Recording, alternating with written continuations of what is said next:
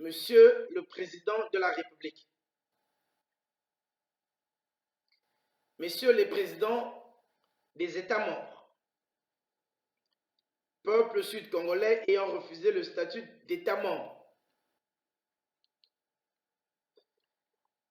Mesdames, Mesdemoiselles, Messieurs, étant membre du peuple Congo, de la tribu Congo des 12 tribus d'Israël, j'ai attendu des réactions en vain. J'ai vu une seule personne prendre courage. Aussi, j'ai pris du temps pour réagir. Ma faute est de n'avoir pas lu à temps l'information disponible. La République est responsable des faits dans l'État membre. Tous les morts du 20 octobre 2015 et ceux survenus après le 20 mars 2016 sont le résultat de la politique de la République. La République pourra payer. C'est l'heure de la communauté. À cette communauté, il lui fut défini un champ de compétences à l'article 78. Sur la lenteur de la reconnaissance de l'État du Sud-Congo, alors que la démarche remplit en soi toutes les conditions, le peuple Congo demande à François Hollande, président de la République, de prendre ses responsabilités.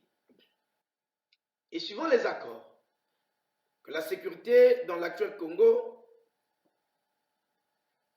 l'actuel État, soit assurée par la République. La raison fondamentale à ce blocus venait de l'existence de la communauté, car tel qu'il est stipulé dans la révision constitutionnelle du 4 juin 1960, les nouveaux États africains, bien qu'indépendants, ne cessent d'être membres de la communauté.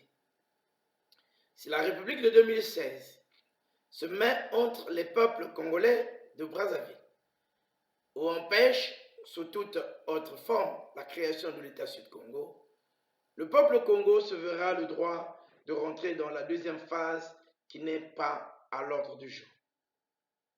La résistance militaire et intellectuelle. La phase de la négociation sera alors terminée. Monsieur Mizele Daniel, pasteur, chef spirituel du peuple sud-congolais. Monsieur François Hollande, président de la République.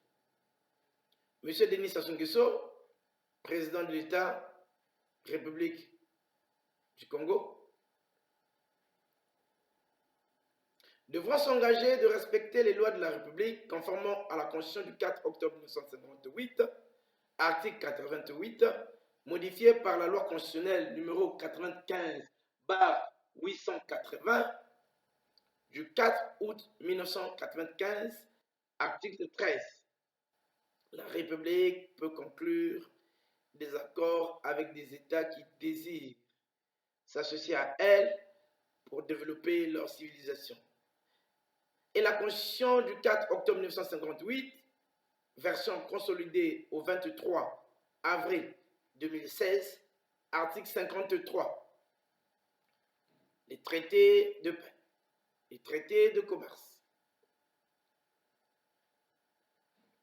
les traités ou accords relatifs à l'organisation internationale, ceux qui engagent les finances de l'État, ceux qui modifient les dispositions de nature législative, ceux qui sont relatifs à l'état des personnes, ceux qui comportent cession, échange ou adjonction de territoire ne peuvent être ratifiés ou approuvés qu'en vertu d'une loi.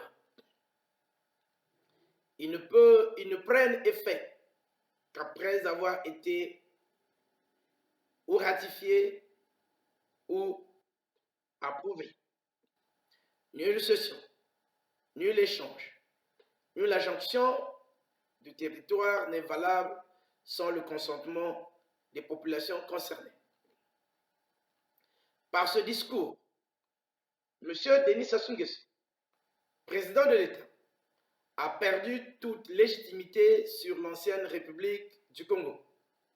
Et la France signe alors de nouveaux traités avec l'État Sud-Congo, devenu indépendant, souverain, enfin, qui deviendra indépendant, mais qui est désormais souverain. Spirituellement parlant,